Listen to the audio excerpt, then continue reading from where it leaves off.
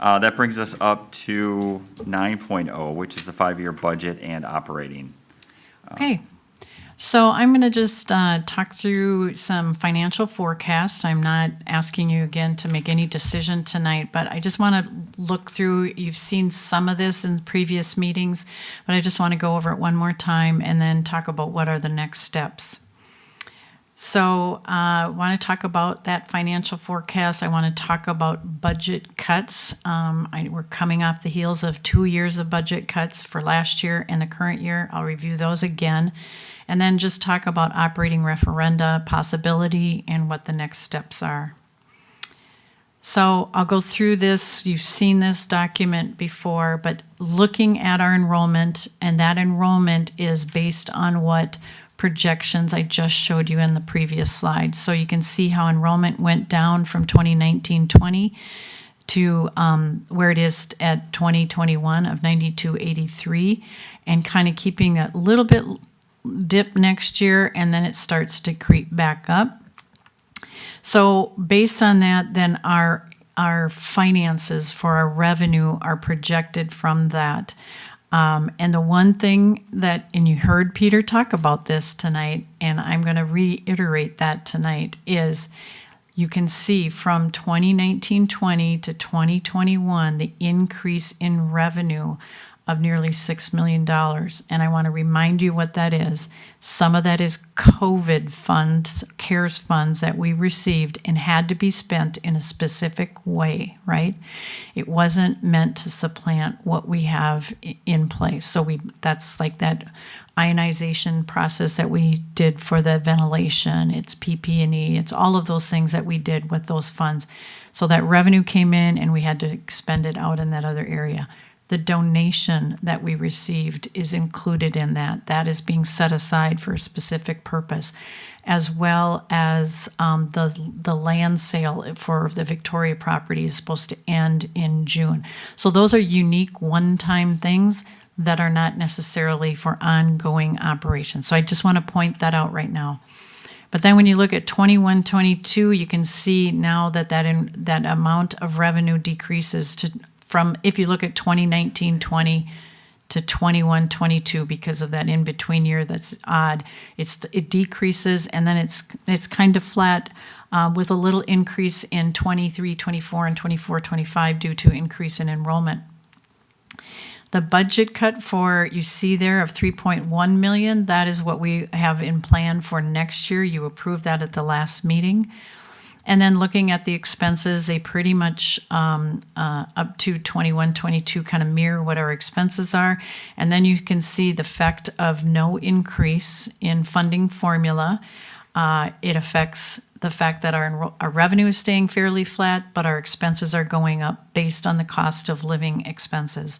So in 22-23, that's where we start to dip below that 5%. So you can see the red 3.8%, looking at what our fund balance is as a percent of our expenses. And again, that's that measuring stick that I've talked about before. So when you go over to the right, 23-24 and 24-25, we're dipping well below based on a 0% increase in revenue. This is just another way to look at what our unassigned fund balance would look like. Again, our district would never let this happen. We would then implement more budget cuts, which we've all talked about would be very painful to do. And then finally, this is then showing you what those cuts would look like to keep our fund balance above 5%. You can see on 24-25, it's not at that. That's where we have a referenda fall off. But in particular, looking at the next 3 years, keeping it a little above so we can weather the storm, we would need to cut $3.5 million in 22-23, $2.5 in 23-24, and another $2.5, maybe $3 million in 24-25 school year. In here, I also have the reduction for the operating costs that we would eliminate by closing East Union. That would occur in the 22-23 school year. So that is what we would have to do if there was no additional state aid. if we do not have an operating referenda, let's say the board chooses not to, or if we have a failed referenda. So those are the three things that we're suggesting right now. So this is worst case scenario. We always develop something that's kind of worst case scenario. So we reviewed these numbers. In fact, you approved these at the last meeting, the $6 million that we cut in the current year, and then $3.1 million that we're cutting next year. And that's just kind of a quick summary of those items. So our budget committee came together again this year to develop a 2-year plan, similar to the one you're looking at right now, for 22-23 and 23-24. And I can tell you, these just are very painful meetings. They're not fun. They're not what we want to do. Nobody wants to make these cuts, so I'm going to put that first and foremost. So preliminary look at these would be, and you just heard how parents don't want increasing class size, but we would, that is where we'd have to go, is increasing class size at secondary. It's about $1.3 million. Cutting some paraprofessionals, reduction in gifted, talented foreign language and music, and I will tell you it's a combination of that. Some of that is looking again, and I know we've talked about it before, but looking at elementary music and vocal. Clerical reduction, insourcing transportation, that'll be the second year of bringing it in-house. That will happen regardless. The transfer use of fund balance, that again is something that is partially one time that we can do every 3 months for nutrition services, and then using some other fund balance as well. A reduction in some teacher on special assignment, and then some energy savings. So that equals $3.5 million. On the right-hand side, $2.65 million, cuts in administration of about $700,000. That includes changing out reducing deans, which impacts, of course, the student behavior and conversations with students.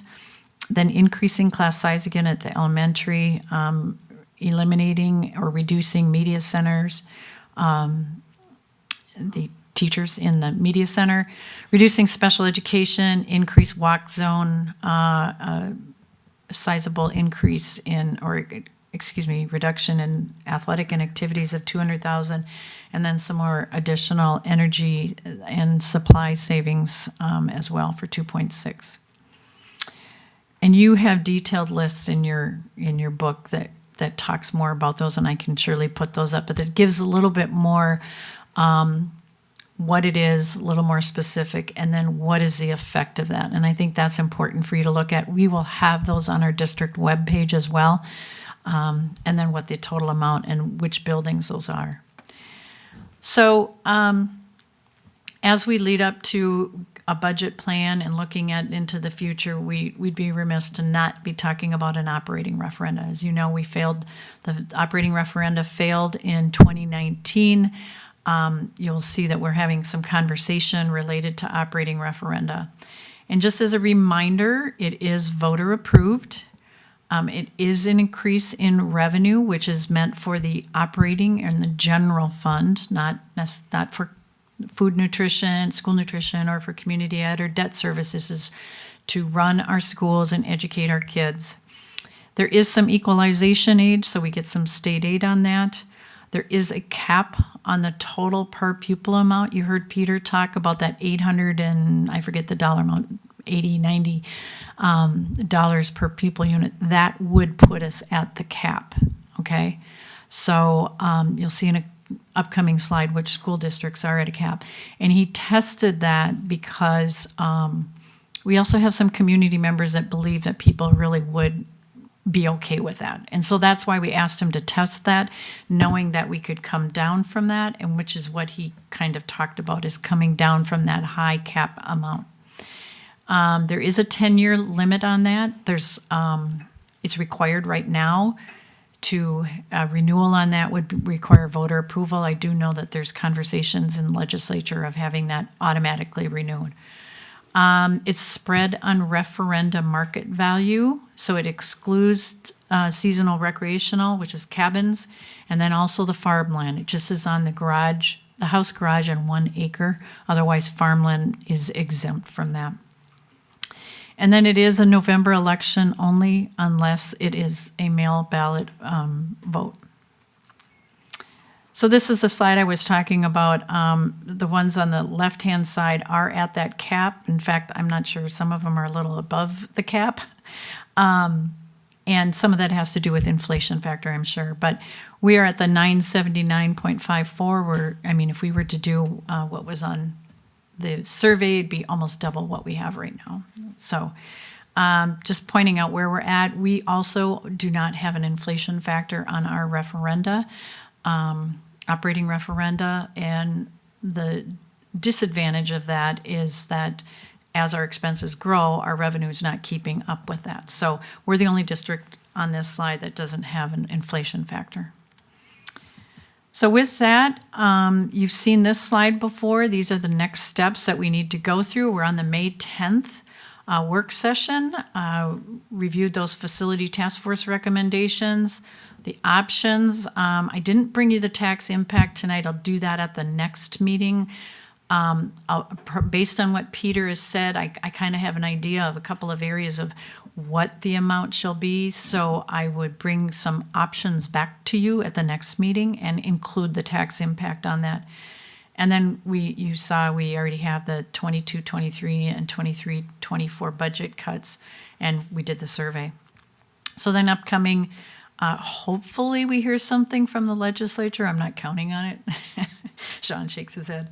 And then we'll review any additional financial forecast. And then, I'm hoping at that time when we give you some information, maybe you'll come back to us and ask us for a recommendation. That's typically been what you do. And if you did that, then we would bring that forward in June at the first meeting and then have you take action on that at the second meeting. Certainly, there's a lot of budget stuff for the 21-22 budget that will be included in all of those conversations as well. Communications-wise, so we're in that spring timeline. We're pretty much everything that's on that left side we're going to have handled here by the end of May. Summer then, that decision being made by the school board, and then we begin our work. We start looking at the election process. We start looking at requirements by the Department of Education, getting ballot language developed, all of those things.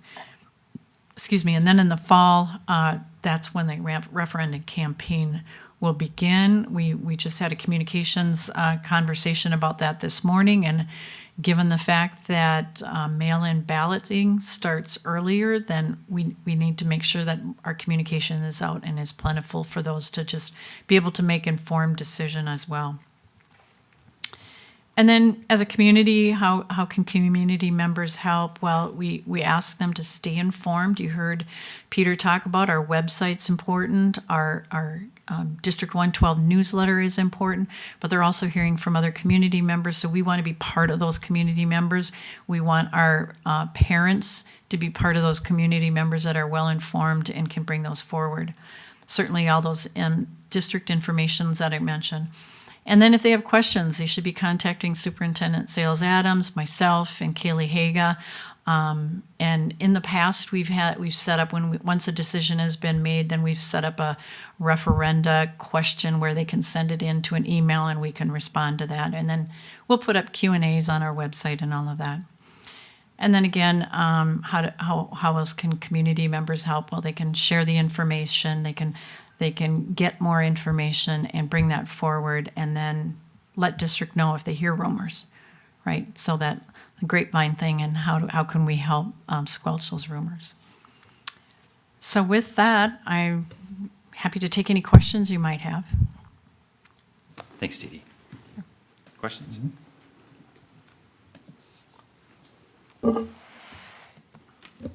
Did you always do such a thorough job and giving us information? As far as the comparable school districts, I do believe, I know North St. Paul is going out for an operating levy, as is Shakopee and maybe Farmington. So, we'll just continue to be eclipsed by these districts as well. Right. I just wanted to share that as well, that there's we would be in very good company with other districts that are going out for operating levies Right. for this year. Yep. Yeah, and they're probably on a similar timeline as we are, that they would be making the decision, I would guess, by June, maybe July, typically at the latest, because August, there's requirements. Yep. But no, thanks for all the great information Sure, and keeping us on track. you're welcome. Can I ask a quick clarifier on Yeah. your required cuts slide? Uh-huh. You've got the EUE operations reduction in 528,000 on 22-23, and it didn't carry through to those other years. Is it just because it's then absorbed into other Yeah. areas? It's just absorbed in the number. So the 3.1, right, is a cut next year. 3.5 is an additional cut. So we're just, what I'm trying to say is those are additions, whereas East Union would be part of the figure in the 23-24, right? We're not, it's going to be a cut, it's a permanent cut. Sounds fine. I just wanted Yep. to clarify for Yep. folks that would look at this slide and be like, well, what's happening there? Yep. Why wouldn't it be a permanent cut, so to Right. speak? Got Yep, it. Yep. thanks. So when we're talking additional class size increases, how big are we talking? Yep, thanks, that's a great question. I do have that, Sean. Good. I can guess based on the numbers. Looks like one per, in the elementary, that's about one. So at the elementary in 22-23, it'd be a 0.5 because it's 747,000. At the high school, it would be 2.0 in 22-23, and at the middle school, 2.0 increase in class size. So how come, sorry, Sean, just, we're saving, we're increasing class sizes by 1.5, we're saving 1.1. In in a couple of years, we're going to only save a million. salaries go 750,000 for up. 0.5. Salaries go up. Okay. I'd have to get back to you with the exact calculation on it, but That's, I mean. yeah, kind of- I hear what you're saying. Yep. The hard thing when we say, when we say, you know, we're gonna increase elementary size, or we're increasing class size, what we're doing is we're cutting staff. Yeah. That's That's how right. we do it. And there is this cost that is not showing up anywhere when we cut staff, because it cost us money to recruit, to hire. We have a 2-week training program. We have a 2-year mentor program where we pay teachers. We've lost all of that money when we let a teacher go. The recruitment, the training, the mentorship program, the technology program. So when we've hired a teacher, we've spent all this money that's not reflected in their pay in any line. And then when we let that go, we lose that money. And then if we do get a referendum approved later on down the road, then we have to spend all that money again. And that doesn't show up as a line item anywhere. You know, people are like, oh, an extra kid in my kindergarten class.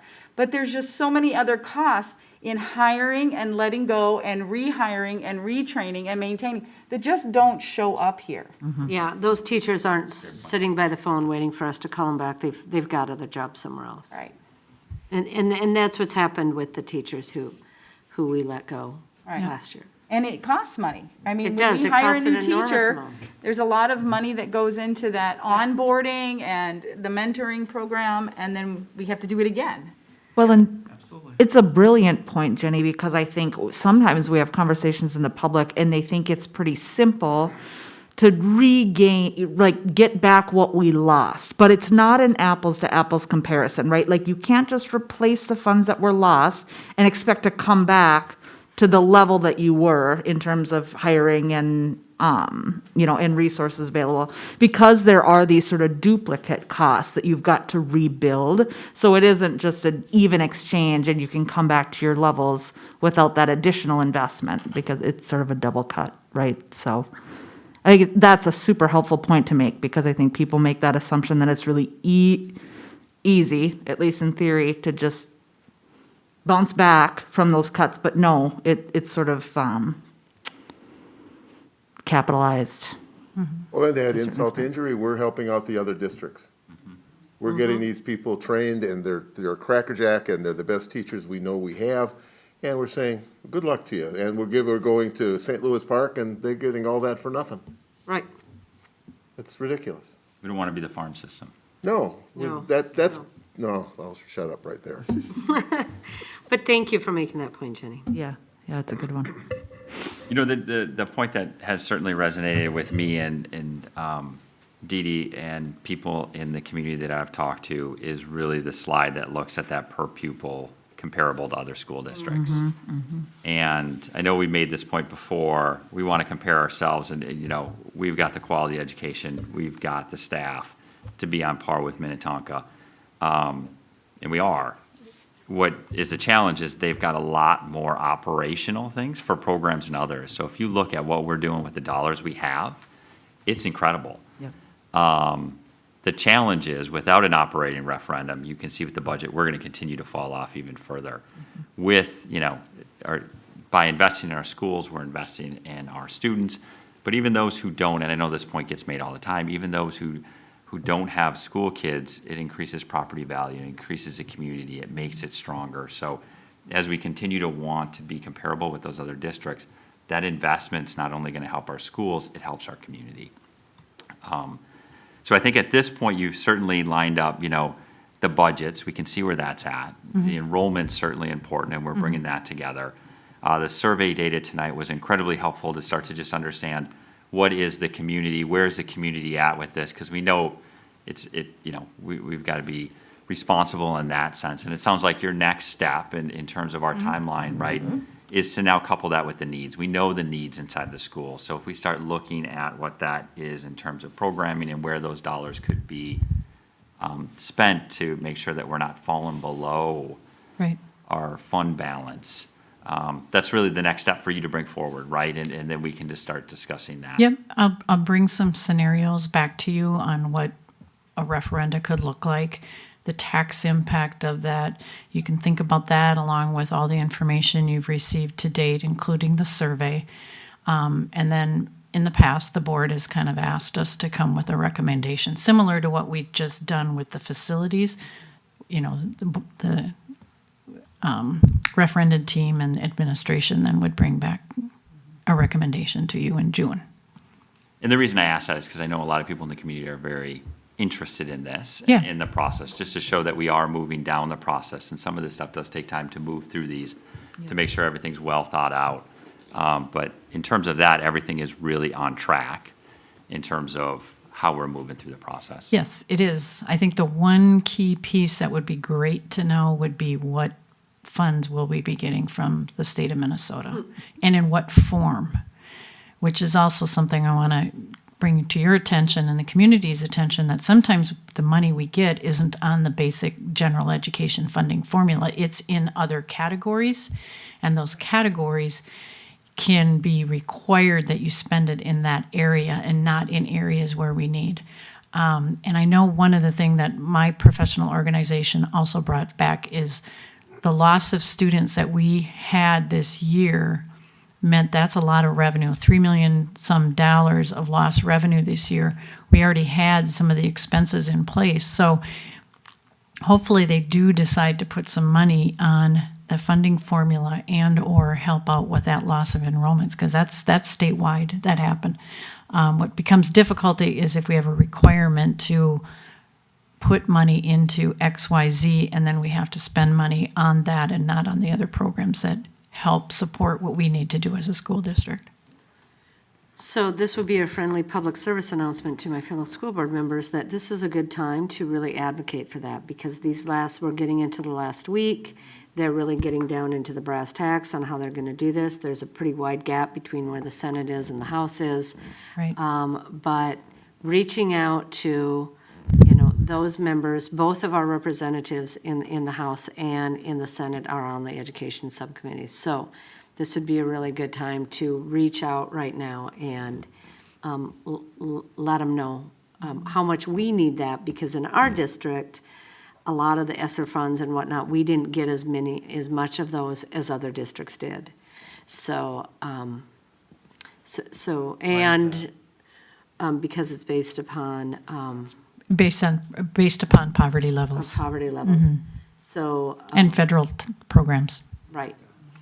So, so between the amount of money we've lost and some of those other funds that we don't get to make up, now is really a good time to really reach out. Thanks, Lisa. That's a great point. Dee Dee, the per pupil operating referendum, that is covered by the community, both households and commercial industrial, right? Correct. It's everything but recreational seasonal Right. cabins And And the farm. farms. and the actual ag property land, house, garage, and 1 acre on agricultural does pay. Because I know what some people throw in our faces is that the household burden is higher in our community, right? Relative. Well, I'm sorry, we also don't have to drive by a lot of commercial and industry, right? We live in nice bedroom communities, and there's a cost to that you have just parks and trails. If we had, big retail or whatever, that would help. I mean, so that's the other side of this. When people look at, to the north and other districts, I was just in soccer tournament in Maple Grove, and they have this beautiful multi-million-dollar turf complex that they put in, right? That's because they have a massive amount of commercial industrial. We do not. Right. So I just want people to, I'm just going to say it here for the public record. If you want to have competitive, schools, teachers, and you don't want to have overcrowding, and you don't want to have any commercial industrial in your community, good luck with balancing that equation, because it's not reality. So we need to step up and support.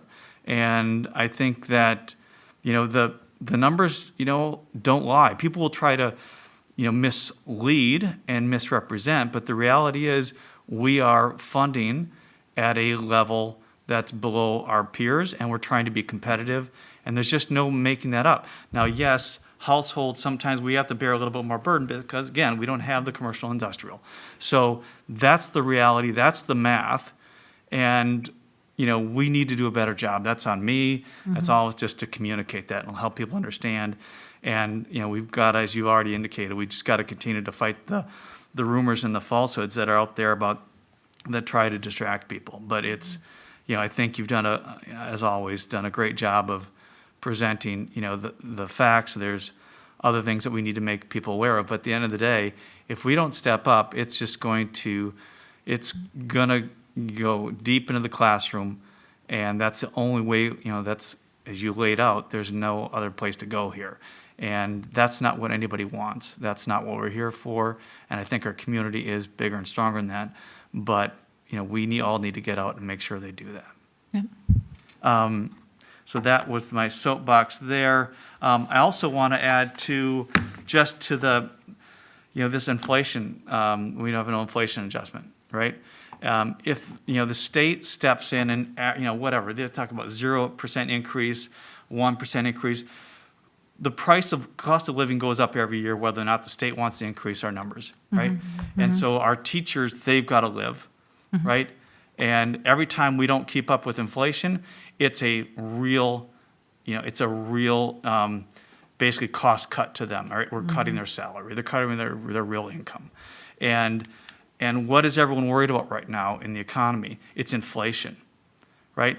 So the double whammy here is if the state doesn't step up and not even cover part of inflation, but if they do a 0, and we have inflation where they're talking where it could be 3+, the net pay cut our teachers are going to have to take, and they're already at a freeze. I mean, it's just untenable. And so people need to, we've got to step up. It's hard times now, and we got to figure out, our community needs to understand, this is a call to action. This is no longer can we sit idly by and let other people take care of it. We are in this is a dire financial situation, and we need to step up. Yep. Thank you. I just want to do a little lower soapbox, Okay. not quite as high.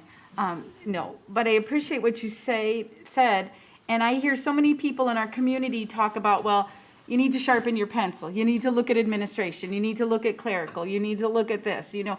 But when we looked at our survey, good teachers, good programs, good academics, and every one of the cuts, you cut a paraprofessional, that's in the classroom. That's a teacher not having the help. You cut clerical, that's a teacher not having help. They're like, cut a principal or an assistant principal. Now that hits your kid in the classroom, because every time you cut special ed or administration, that's more burden on the teacher Amen. in the classroom. So Amen. while they look like the cuts are like, oh, Watosa, well, that's the person in my school that helps me when my computer crashes, right? So that's the person on special assignment that helps with ed or getting me. So even though they look like clerical, that's not in the classroom. Administration, that's not in the classroom. The media center, that's not in the classroom. Every one of these cuts affect the daily lives of teachers. You better believe it. I know.